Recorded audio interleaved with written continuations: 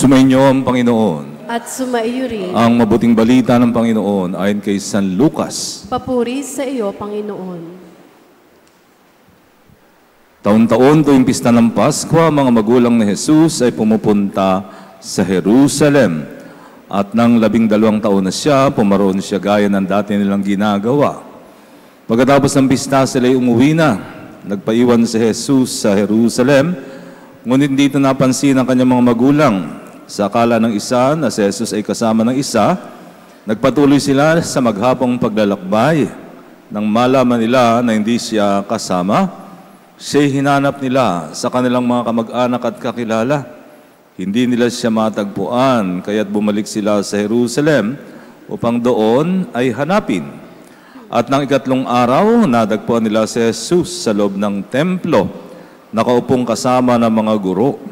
Nakikinig siya sa kanila at nagtatanong, at ang lahat ng nakarinig sa kanya ay namangha sa kanyang katalinuhan. Nagtaka rin ang kanyang mga magulang nang siya'y makita.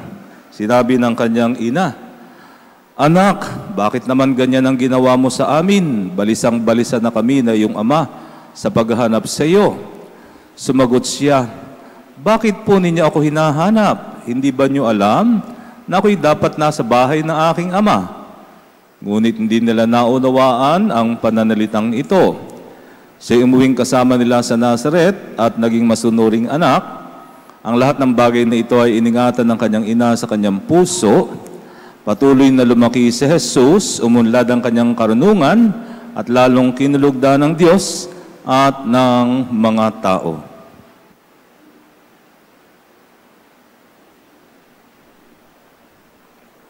Ang mabuting balita na ating kaligtasan. Pinupuri ka namin, Panginoong Heso Kristo. Pid Senyor! Yan ang sigaw ng mga Cebuano, no? Bilang pagpupuri sa Santo Niño. Na ibig sabihin ay, ano ibig sabihin yan? Hail my Lord, no? Senyor is my Lord, no? Hail my Lord! Yan na pong translation niya.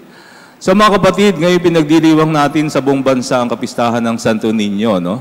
Ang pagdiriwang na ito ay hindi galing sa liturgical calendar, kundi may kinalaman sa kasaysayan ng Kristyanismo, ng pagdating ng Kristyanismo sa Pilipinas. Magbalik tanaw nga tayo kung natatando pa ninyo ang inyong history. Kailan dumating si Magellan sa Pilipinas? Anong date? Ano?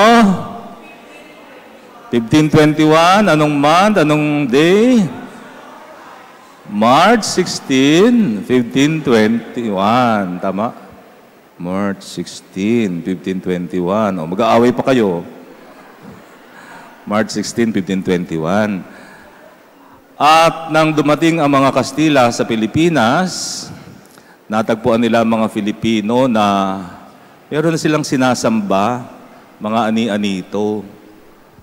So yun, nakita nila mga Filipino na sumasayaw, sarap ng kanilang mga anito, no? Nakita nila yung mga Filipino, yung mga una nilang nakita, maiitim, no? So yun ang kwento kung bakit sa araw na ito may mga ati-atihan, di ba? May sumasayaw. So anong ginawa ng mga unang Kastilang dumating dito, dala ay ang Kristyanismo, no? So, siyempre, pinahayag nila si Kristo. Isa sa napakahirap na sitwasyon nila, language barrier. Siyempre, Kastila, di Espanyol ang salita. Tapos, dumating sila sa Cebu, mga Cebuano. No, di ba? Iyon. So, ang hirap nun. Paano nila ipapakilala si Kristo? So, ginamit na lamang nila ang isang imahen as evangelization tool or catechetical tool para ipakilala Batang Jesus, Santo Niño. So ginawa nila, pinalitan na lamang nila yung mga anito, nilagay nila ang Santo Niño. Ganon yun no? Ganon yun nagsimula. At yun nga, nung unang sige nga kung alam pa ninyo, sino ang mga unang nagpabinyag ng mga Filipino sa mga Kastila? Sino? Haring humabon ang kanyang asawa. Reyna Juana. Very good. Natatanda niyo pa yung history. At bilang regalo ni Magellan kay Reyna Juana, binigyan niya ito ng isang imahen. Isang imahen ng batang si Jesus. Na pinaniniwalaang yun ngayon yung nasa Katedral ng Cebu. Yung Katedral ng Santo Niño. Yun. Kaya yung imahen na yun ay nagpapaalala sa atin ng pagsilang ng Kristyanismo, pagdating ng Kristyanismo sa ating bansa. Okay. So at least naintindihan na natin yung historical background why we celebrate today Santo Niño. So it has something to do with our history. Okay? Kaya nga sa buong Pilipinas ngayon ay marami tayong pagdiriwang. Ati-atihan sa Aklans, sinulog sa Cebu, dinadyang sa Iloilo, iba't ibang lugar. At isa sa naging difficulty nga ng mga Spanish missionaries dito sa bansa natin, bawat isla na puntahan nila, iba yung salita. Kaya ang hirap mag-evangelize. Kaya ang ginamit na lamang nila ay mga images and pictures.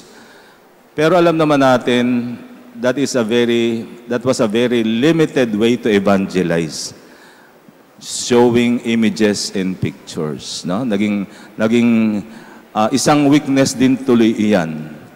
Kung babalikan natin ang pagdating ng Kristyanismo sa bansa natin, more than 500 years ago na po yun. Diba? More than 500 years ago. Maganda magsuri din tayo sa ating sarili. Ang Kristyanismo ba ay lumago sa ating bansa bilang mga Filipino o nananatili pa ring sanggol? Kasi alam niyo, paano ba magmamature ang faith ng mga Filipino? Kinakailangan, we need to educate our faith. And how do you educate your faith? We need to learn the Word of God. No? Kailangan nating pag-aralan ng salita ng Diyos kasabay ang katuruan ng ating simbahan. Sapagkat kung hindi, ang ating mga religious practices ay mananatili na lamang sa mga festivities, external celebration gaya ng prosesyon, pagsasayaw, mananatili na lamang sa ganun. We need to educate our faith. That's the only way our faith will become mature. No? Kailangan pag-aralan natin kasi wala naman taong isinilang na alam ng kanyang pananampalataya.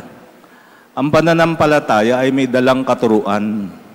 Tandaan natin, nung si Kristo ay naparito, nagkatawang tao, nung siya ay naging mature na, nagsimula siya ng kanyang public life, ng kanyang public ministry, anong kanyang ginawa? He started to evangelize. Ipinahayag niya ang paghahari ng Diyos.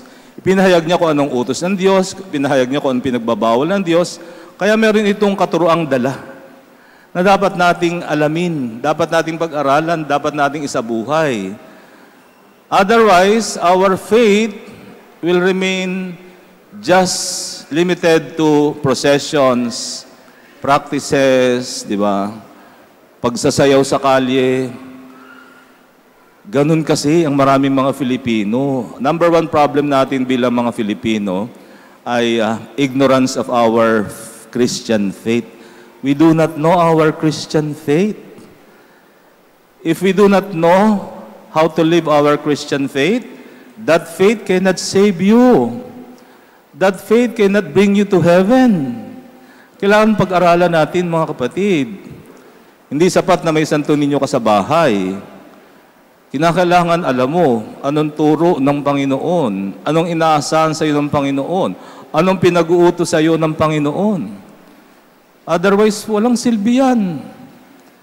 No, at the end of our earthly journey, ang magiging batayan, kung tayo papasok sa langit, ay hindi lamang may devotion po ako kay Santo Niño, kundi paano mo isinabuhay ang kalooban ng Diyos.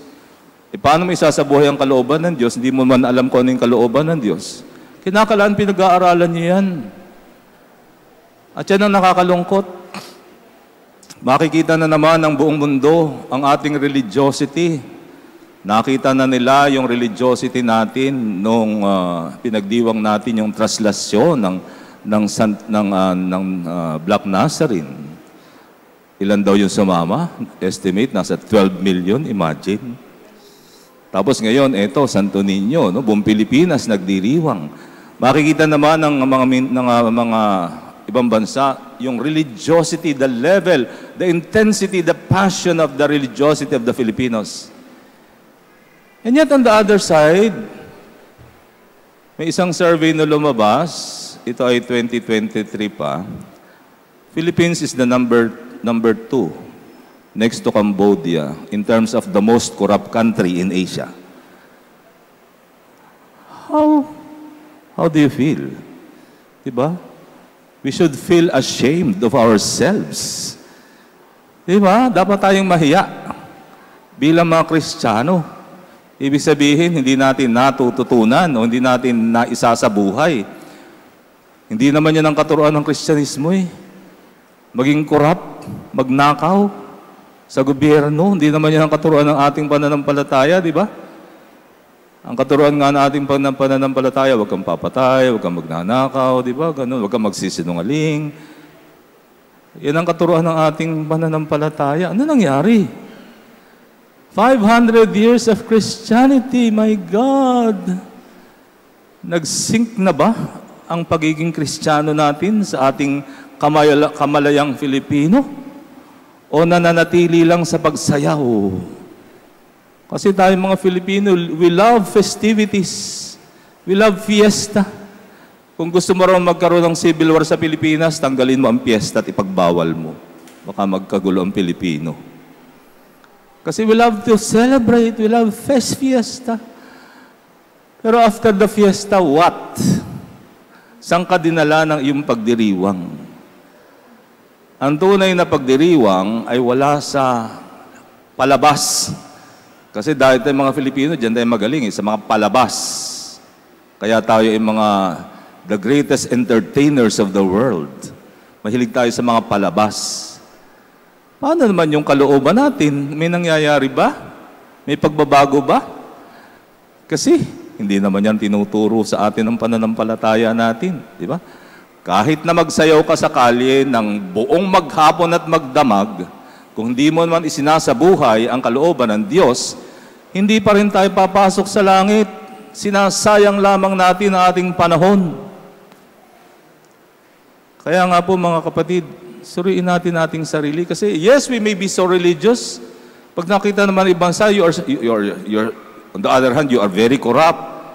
Paano naman yan? How can we evangelize the other countries? If only we can say, we are the only Christian country in this Asia, and look at us. We are the model of Christianity, my God. Pwede lamang natin sabihin yun. Hindi nga eh. Kasi baka ngayon, baka last year, 2024, baka tayo na yung number 1, the most corrupt country in Asia. How can you be proud of that? Diba? Kaya suriin natin ang ating sarili. Sana, mamaya magpuprosesyon na naman tayo ng Santo Niño, no? Sana naman yung ating tunay na pagdiriwang ay hindi lamang panglabas, kundi sa nagagawang pagbabago sa ating kalooban, sa nagagawang paglalim na ating pananampalataya, pagtibay. At ito'y walang iba, masusubukan lamang ito sa pagsunod sa landas ni Kristo, pagsunod sa Kanyang kautusan, pagsunod sa Kanyang aral. Tumayo tayo at pahig natin ating pananampalataya. Sumasampalataya ako Sa Diyos amang makapangyarihan sa lahat, na may gawa ng langit at lupa,